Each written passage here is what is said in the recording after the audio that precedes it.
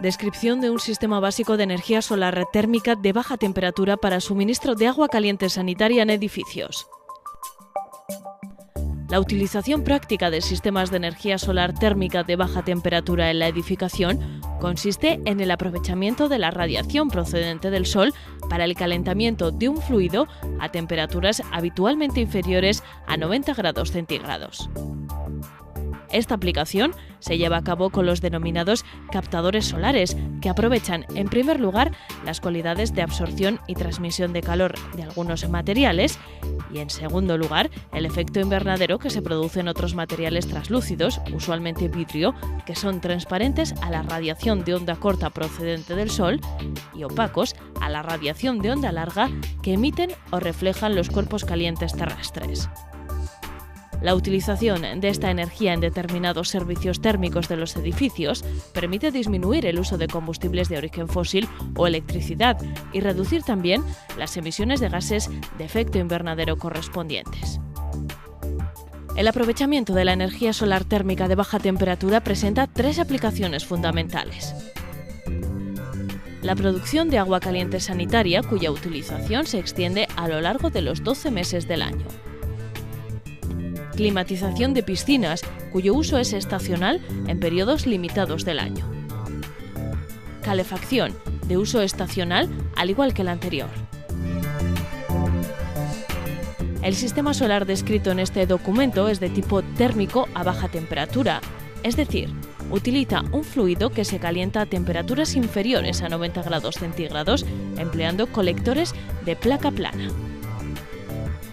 El funcionamiento de una instalación solar térmica de baja temperatura requiere un sistema de captación de la energía radiante del sol, que se transforma en energía térmica de un fluido con el consiguiente aumento de su temperatura. Un sistema de intercambio que transfiere la energía térmica desde el circuito primario o de captación hasta el circuito secundario o de acumulación. Un sistema de acumulación de la energía térmica en el circuito secundario, encargado de almacenar la energía captada del sol en los momentos de insolación diurna para su utilización en otros momentos del día por el usuario. Sistema de captación. El captador plano es el elemento encargado de transformar la energía radiante del sol en calor para transferirlo al fluido caloportador o fluido primario. La radiación solar de onda corta interceptada por el captador atraviesa un vidrio transparente e incide sobre la superficie absorbente. Al incrementarse su temperatura, esta superficie absorbente emite y refleja una pequeña cantidad de radiación de onda larga, que es ahora retenida mayoritariamente por la lámina de vidrio, produciéndose el denominado efecto invernadero. A su vez, parte de la energía captada por el captador se disipa al exterior por conducción y convección, debido a la diferencia de temperaturas entre el interior y el exterior, tanto en la parte frontal como en la posterior.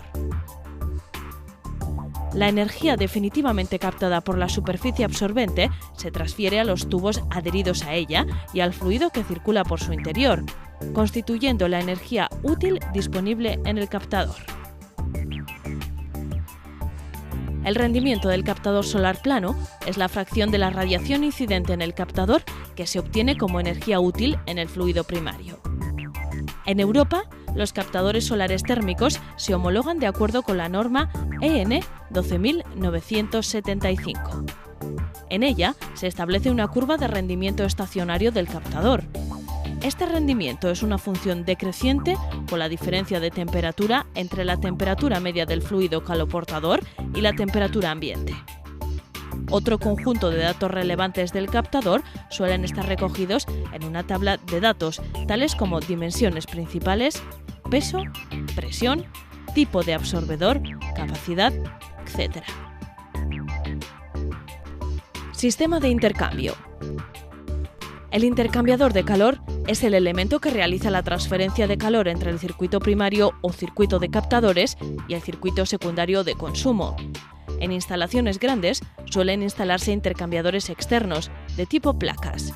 En instalaciones pequeñas, como el caso que aquí se describe, se suelen utilizar con frecuencia intercambiadores internos de tipo serpentín. Sistema de acumulación. El sistema de acumulación es el encargado de almacenar el calor transferido desde los captadores térmicos a través del intercambiador. Se pueden utilizar depósitos de acero vitrificado, como el descrito en esta instalación, o de otros materiales adecuados para resistir la temperatura y corrosión. El acumulador vendrá equipado de fábrica de los necesarios manguitos de acoplamiento, soldados antes del tratamiento de protección, tales como los de entrada de agua fría y salida de agua caliente del circuito secundario, de entrada y salida del circuito primario, para accesorios como el termómetro, y para el vaciado. Las conexiones de entrada y salida se situarán de forma que se eviten caminos preferentes de circulación del fluido y además, la conexión de entrada de agua caliente procedente del intercambiador o de los captadores al interacumulador se realizará preferentemente a una altura comprendida entre el 50% y el 75% de la altura total del mismo. La conexión de salida de agua fría del acumulador hacia el intercambiador o los captadores se realiza por la parte inferior de este. La conexión de retorno de consumo al acumulador y agua fría de red se realizarán por la parte inferior. La extracción de agua caliente del acumulador se realizará por la parte superior. Circuito hidráulico. El buen funcionamiento de la instalación solar térmica también depende del sistema hidráulico trazado desde el sistema de captación hasta el sistema de acumulación. Debe ser un circuito equilibrado para captador o batería de captadores. Debe ser un recorrido corto para reducir las pérdidas de calor y las pérdidas de carga por fricción del fluido. Debe evitar la formación de bolsas de aire y, en su caso, facilitará su evacuación. Para ello, en los puntos altos de la salida de baterías de captadores y en todos aquellos puntos de la instalación donde pueda quedar aire acumulado, se colocarán sistemas de purga constituidos, por ejemplo, por purgadores automáticos. La bomba constituye el elemento que produce la circulación forzada del fluido entre los captadores y el sistema de intercambio de calor. Se conectará preferentemente en línea, en la zona fría del circuito y con el eje de rotación en posición horizontal. Para absorber la dilatación del agua en el circuito primario por efecto de las variaciones de temperatura, se suele disponer de un vaso de expansión cerrado de tipo membrana elástica y presurizado. Se conecta en la aspiración de la bomba. Los circuitos presurizados deberán llevar válvulas de seguridad.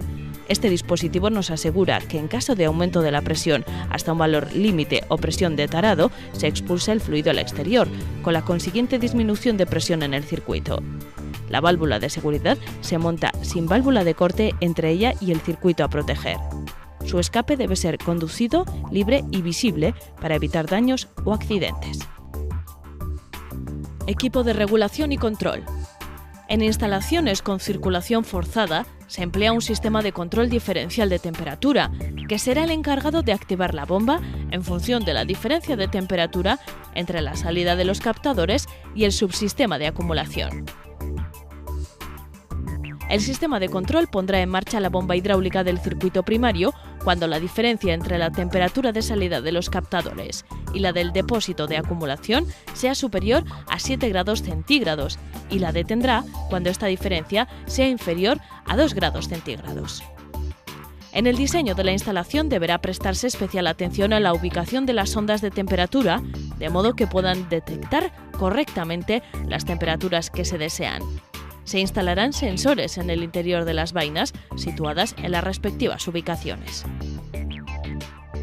También se ubicarán elementos de medida que permiten al usuario conocer el estado de funcionamiento de la instalación, como pueden ser las ondas de temperatura en el circuito primario y del depósito de acumulación mencionadas.